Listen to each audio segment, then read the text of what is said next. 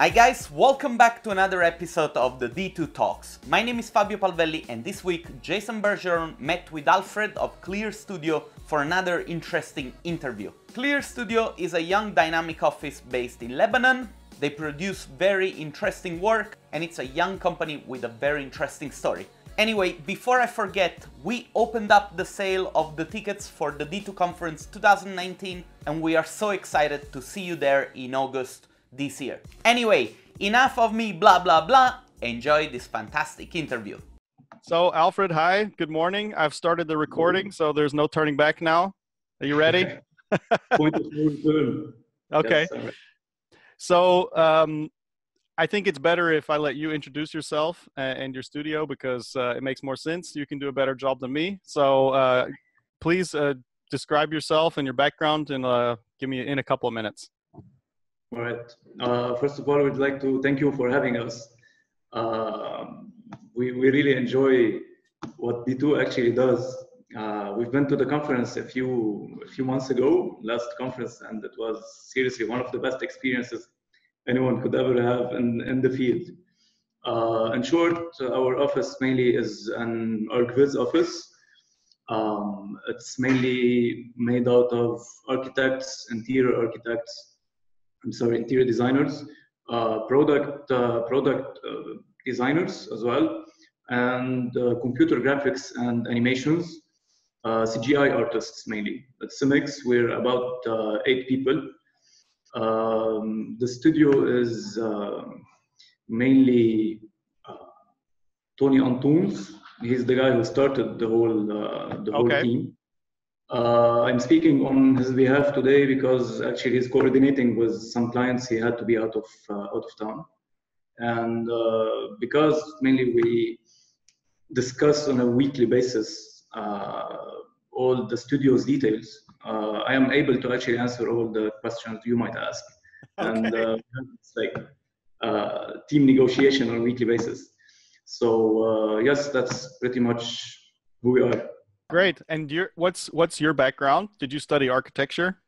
I actually studied CGI, computer graphics and animations in the university, and I kind of switched to ArcViz at some point. CGI is a vast major, but mainly the market kind of pushed us a little bit towards architecture, ArcViz, and we actually liked it. So that's the background. Yeah, but that's interesting because of course the most common thing you hear for people who are doing ArcViz is that they studied architecture. It kind of makes sense, right? I mean, everybody's if you kind of start in that way and then you end up thinking, it's not really what I want to do, but you end up doing something in the similar field. So I always find it interesting when I find people who are working in ArcViz who actually maybe didn't really do architecture first. Yeah, it's a bit challenging. I started off as a freelancer, and I always kind of struggled a little bit with reading the architectural drawings, and because I did not have the architectural background, at this point this problem is solved. We kind of have an architect and the team, interior designer, and whatever we cannot do or we kind of struggle at doing, the architects will fill in this task, and vice versa. The architects usually kind of struggle a little bit with the technical stuff, and this is where we come in. And the good part in our office is mainly we have a blend of all backgrounds. So this is the edge. This is the edge we have at the moment. Yeah, that's interesting because that is the thing that I think it's something you can learn, to read plans properly. That's something you can definitely learn, and you will if you have to do it a lot. But with time, that's something it kind of became second nature, although it's not our background, but we do it on a daily basis, like countless projects. So we actually know enough. But in extreme cases where we don't, there's always someone to actually fix it. Okay, that's good. It's always good to have somebody who's from the profession for some things, right? Yes, of course. Yeah, of course. You can't do everything alone. And how long has the studio been operating? The studio actually started like 3 years ago, almost 3 years ago. Tony was actually a freelancer for over 10 years or so. And 3 years ago, he kind of took the step to establish a team and switch from being a freelancer to actually managing a team and opening an ArcViz firm. And he started like scouting for talents. That this was the hard part mainly, and every team building. Yeah. And we kind of applied. Several people applied, and he kind of found the best guys for the job. And we started off from there. We've been working for 3 years now. Okay, and what's your main area of work? Like from where are the projects coming generally?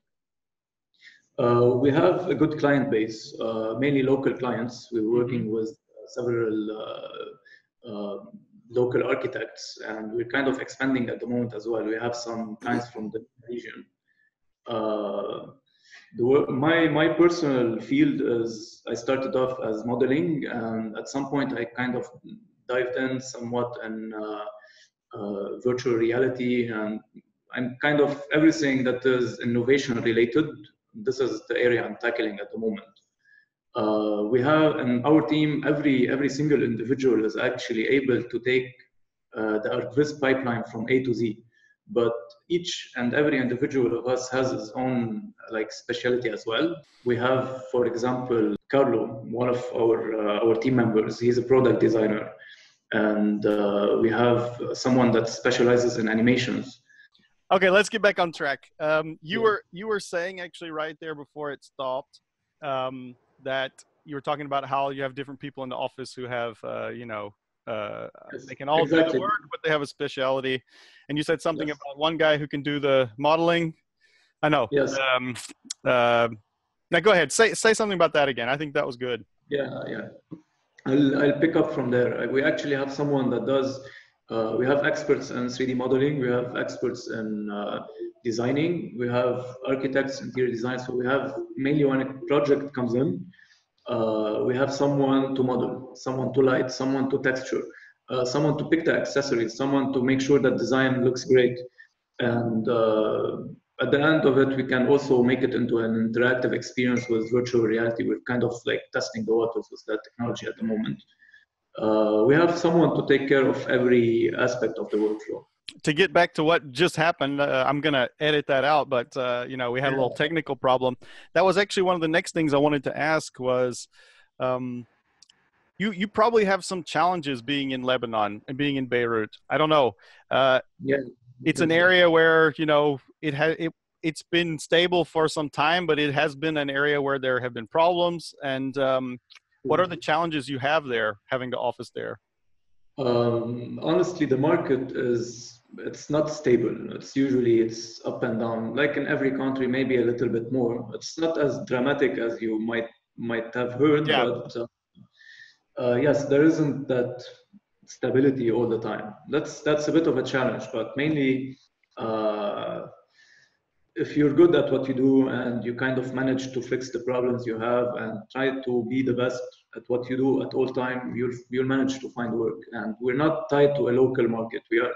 Okay. Yes, some of our local clients, we have a big client base of local clients, but we also have some clients we work with abroad. So they kind of balance each other out. Whenever we're not working as much as we can in the local market, we always have other projects from other countries as well. So it has never been a real problem for us. Well, actually that was part of my question, but the other part was just the actual physically having the office there, because you said something about sometimes you guys have power outages and things like that. We have kind of it's not like the best internet or the best power all the time. There's some sort of problems in this area, but it's all manageable. If you have team and equipment, you'll find a way to manage it. So you've got everything like on power supplies and we have backup for everything. Or do you actually render on render farms so you don't have to worry about that? We actually kind of use both. We actually have all the equipment we need within the office, but sometimes we kind of get several projects at once. So at this moment, we'll have to actually outsource the rendering. We use several online render farms, but that's usually our second option, not the primary. Yeah, it makes sense. Makes sense. So I didn't even really get into the questions yet, but this is a question for you specifically. What was the point where you said, okay, I want to do this job, ArcViz, because you said your background was in other CG. Yeah, actually, when I started off at the university, I was happy that I was actually good at something. So I was very good at 3D modeling, and the Lebanese market in the CG industry was more aimed towards architecture. So I just wanted to gain some experience, and the only way I could do that, actually, the fastest and easiest way, it had the lowest barrier to entry. There was a lot of architectural firms, and they need in-house rendering employees. So I applied for several jobs. Actually, I worked for a year as a freelancer, and I did not at the time want to have a job. So, but I just for because of my parents, I would like get a job to make the parents happy. Yeah. So I applied, and I kind of set like some imaginable terms, and the guy actually accepted. He was like, okay. So this is where it all started off, and I actually like the field. It's really nice. So I gained some experience in several offices, and at some point I just realized that I would like to leave like the whole office sort of lifestyle, and I left again, and we met with Tony at some point later on, where there was this team spirit and entrepreneurial mindset. It's like a group of friends working together more than like corporate style. Someone's commenting on that at the moment. What, someone in the office? Yeah. You're like, no. So it's mainly half of work is actually the attitude, and you spend like a lot of time at the office. So it's part of your job to be happy and have good company with the people around. Yeah. So this is what made me stick to the field. Yeah, it's interesting. And what about Tony? What's his like? How did he get into it? Do you know that story? Like how he ended up doing ArcViz? He started off in architecture. He studied architecture, and he kind of knew that this is what he wanted to do early on, and when he was at the university. And he worked in an office for a while as an employee for a very short while. And then he realized that's not for him. So he continued as a freelancer for a long time. And he kind of worked on himself in several areas, became one of the best in Lebanon. And then he formed the team, and we kind of joined in. Okay. So yeah, he knew early on what he was doing. Yeah, that's good. That's good. I think it's some people did, get into it a lot earlier than others, but I think I came to it a little bit late, but after working in architecture for a while. But yeah, in the end, I like it. It's my favorite thing to do so far in my life. Yeah. And now the D2 is more fun. So. Now I like just to talk to people who do it. No, I want to also ask about if this has ever been a problem for you guys. When because you say it's like a group of friends working together and so on. Do you ever? The job can be it's very demanding sometimes with deadlines and with the clients. And do you ever have? Do you ever have to step back and to like maintain your sanity a little bit? Definitely, it could get a little bit crazy sometimes, but the problem is there's a lot of variables in the business, and you have like the pipeline isn't always straightforward. The type of projects isn't the type of project isn't actually stable. Each project is different than the other, and the type of clients is different, is also different. Sorry, and it kind of gets tiring at some point. But the way we kind of maintain this is to actually better our communication skills, because if you kind of communicate better with the team members and with the clients, you would save a lot of problems for later. Our main focus at the moment is trying to figure out ways to make our pipeline as fast as possible. This actually saves a lot of time. The efficiency factor. Yeah. Exactly. So whenever we can finish the project faster, we have the time in case we have any sort of problem. We'll actually be able to have the time to solve it. You have some cases where it gets too crazy, but it never happened where it was out of control. We just look at the problem, meet up as a team, kind of brainstorm how we can go about solving it, and this is how it goes. There's never really like full stability, because in every business, I guess, there's not that full stability. There's always ups and downs. Our aim is not to get rid of the cycle, mainly to like shorten the length of the variation. Make the ups and downs as small as possible. So mainly we wouldn't have to work harder than we should. Yeah, I understand. That's how we cope with it. Yeah, but I think actually that's a perfect answer to that question, is that you manage the problems before they are you manage the thing before it happens, and so you can sort of soften how those problems affect you. And I think that's important, and it's something that people need to think about when they're doing this kind of job, like on a deadline based job. Yeah. And also want to ask you, is there something that scares you about the job, like, or about what you're doing? Do you have some fears about anything?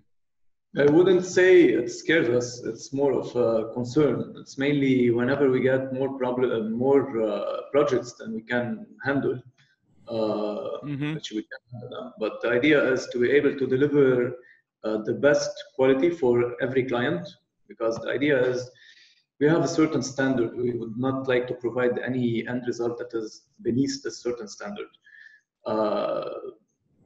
Clients, we always deliver at this standard, but it goes down to inside. Are you actually satisfied with what you've done? Because what satisfies us, we're kind of a bit of perfectionists in our field. So what satisfies the client usually, luckily, it's way less than what satisfies us. So the idea is to always give the best result we can to everyone. So this is our concern. This is what mainly, if you want to say, scares us the most, is to be always consistent with our end result.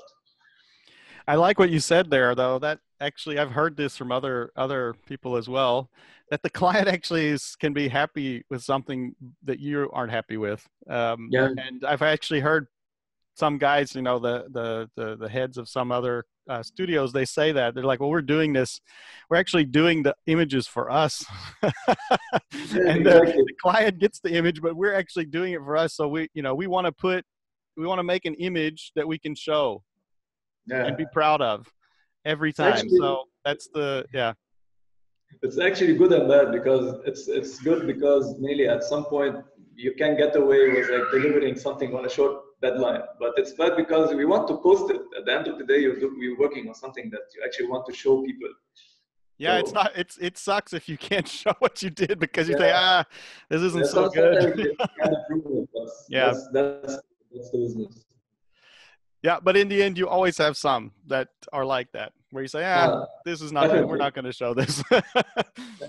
I think. No, it's a lot. It happens to everybody. So it happens to every company. You have to do. Sometimes the client doesn't want some specific thing, or you have to work around it. So,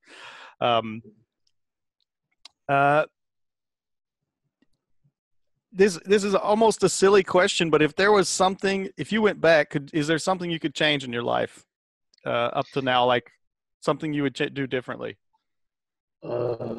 On a personal level, yes, I would have maybe, I would see some mentors early on in life. I think that if you seek mentorship at some point, you can cut short your learning curve big time, because you're actually you're not reinventing the wheel. We kind of, when you start to learn something new, you can go about learning it like from scratch, or you can just seek the people that are the best in the industry and download what they know into your brain like directly. So I think I would have done this. Never beats practice, because if you know a lot but you don't practice it, it wouldn't make a difference. You just know a lot but you don't actually practice it. But if you have the right strategies and you practice enough, I think I could have saved some years of my life. Other than that, I guess I did the right thing so far. Okay, good. Yeah, it's a question which, it's some people say nothing. I wouldn't change anything, but yeah, I'd actually change a lot of stuff, but on a personal level, on a career-wise, that's it. Yeah, I understand. Yeah, because that's the thing. I mean, in the end, you don't get, if you at the position you are at this moment, if you change something before, you might not even end up in this place where you are now. And yes, definitely. So sometimes it's kind of a hard question to answer, because you say, well, would I be like where I am now if I had not done that? So kind of all falls into place at some point. Yeah, exactly. I'm sorry, I just wanted to ask, but would you change anything? So you turning this around? Yeah. Yeah, it's exactly what I was saying. I don't think so. I mean, I could probably go back to very specific moments where, I made one decision or another, and say, yes, I would do something differently. But the problem is that I don't think I would end up here now where I am. And because a lot of the things that have happened to me have been, I mean, I wouldn't call them a coincidence, but it's just that you're in a certain place at a certain time. And if you had changed something before, you would not have been in that place at that time. So I think it is a little bit of a hard question to answer, Maybe if there was something I could change where I knew I would still, I mean, because I'm happy now where I am. So this is not, I can't complain. So that was a very long non-answer to the question. So to move on, are you actually also helping in the hiring of employees? I think this is this decision we usually take as a group, as a team as well. And yes. Okay, because that's the question is, how do you recognize people who would be valuable to the company? Meaning, like, yeah. Go ahead. Sorry. As a first step, I think we kind of skim through the portfolios. If the work is there, we'll then check for attitude. If the attitude is there, because it's not a closed circle, but it's some sort of a similar mindset. We all share the same vision and the same attitude, and we wouldn't like to have different attitudes in the same place. We enjoy each other's company. So you come to work, you don't feel it's work. You feel it's like you're working towards a common vision. So whenever we're kind of thinking of recruitment or whatever, we start off by seeing the portfolios, and then we kind of have an interview to check with the character, and if the character would work and fit nice with the team. Oh, okay, I see. Yeah, that makes sense. That's like a good way to do it, because having them, just the work. I've talked about with others about the same thing. Just the work itself isn't enough to tell. Definitely. Yeah, you can have a great artist who can't work with anybody else, and that's something that could be a problem. Definitely, it's at the end of the day, it's a team, so it's teamwork. Is there? What would you say is do you have some younger people working on your staff? Younger in what sense you mean? No, I mean like new, sort of new in the job. Not really. All the stuff is actually like professionals. Experienced. Okay. Yes. Because the question is because that then doesn't really apply the next question I had, because I mean, but maybe you have some advice, but how, about younger people who are coming into a company, how they can grow within the company. Yeah, I think it's somewhat the same pipeline for everyone to grow within a company, or even on a personal level, in the career path they are pursuing. You can have research. If you research for like 30 minutes a day, at the end of the year, you'd know more than most of your peers. Gain experience, practice. If they are starting new, they could take whatever project they can put their hands on and actually search for experience. And I think if they look at it from this perspective, that no goal is too big. Like if they have a goal that's too big, they can like break it down into smaller steps and plan how to go about doing that on a yearly basis. At least this is how we've done it. And there's something also that we used to do, is we still do actually, some sort of a refinement loop. Let's say you have a project, you finish the project, you deliver it to the client. The project went successful, but not as successful as you want it to be. You kind of sit down and assess this project. What went well? What went great? What could have been better? Ask yourself these sort of questions and answer them. And do this process on every new project you get. At a certain point, you get to a point where you don't need to do that anymore. You'll actually do that less and be very fast at what you do, and very efficient. So I think and not to reinvent the wheel, there's plenty of resources online. Like one of them is the conferences we're actually doing at the moment, and there are plenty of blogs online, and the resources are limitless. So anyone that's seeking an actual set of knowledge, let's say, you can acquire it online. It just has to put the effort. So I think if they have the vision and they set a plan and they actually do some rituals on a daily basis, like mainly research for 30 days, ask around, or whatever, for 30 minutes, and ask around. And whenever they feel that they're not attaining their goal, they should not stop. Like they just try something else, until it works. So this is my advice to someone who's starting the business new. Okay. I mean, it's similar, I guess, to someone who maybe. Oh, are you still there? Okay, I thought you were. You were being very still, so I thought it's frozen. It's cold actually outside. Yeah.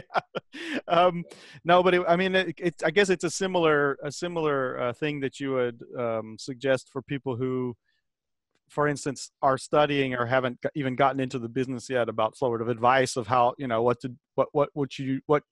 sorry, I'm getting my tongue twisted, about what you should do, to prepare for doing such a job. I'm talking about people who have not even thought about doing it yet, but who see it and say, oh, I'd like to do that.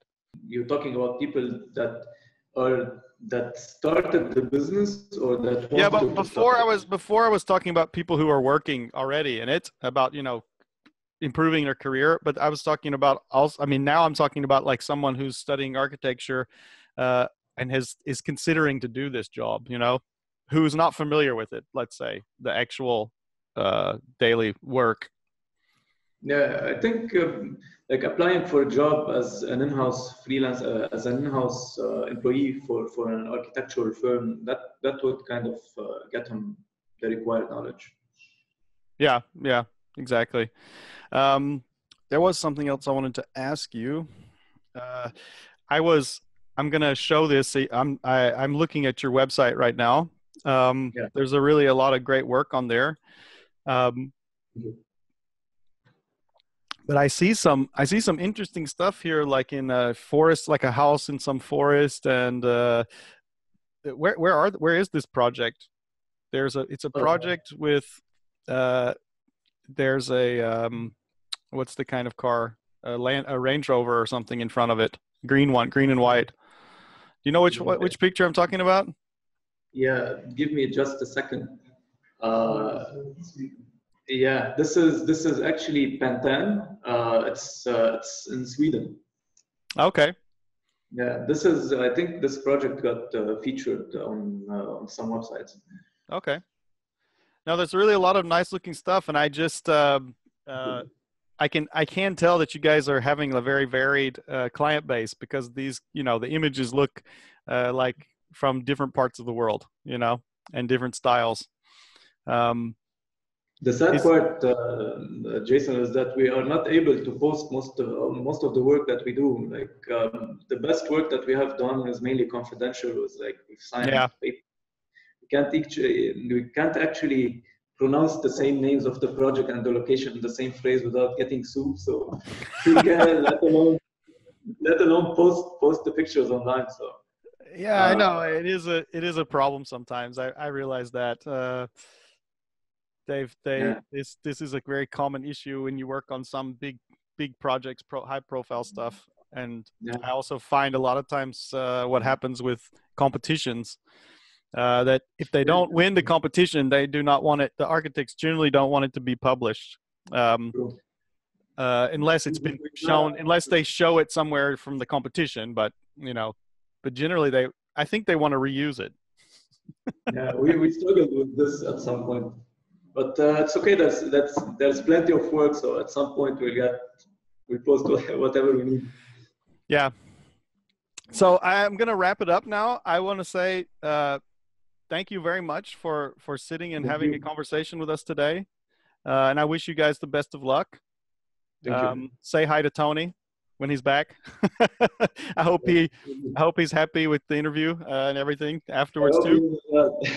Yeah. So so thanks again, and we'll see you at the D2, I hope, in August. Yeah, we'll probably see you in the next conference as well. Thank you so much for what you do, guys. You're actually pushing like the industry forward. Yeah, thank you very much. We appreciate that. Yeah, see you. Bye bye. All right, man.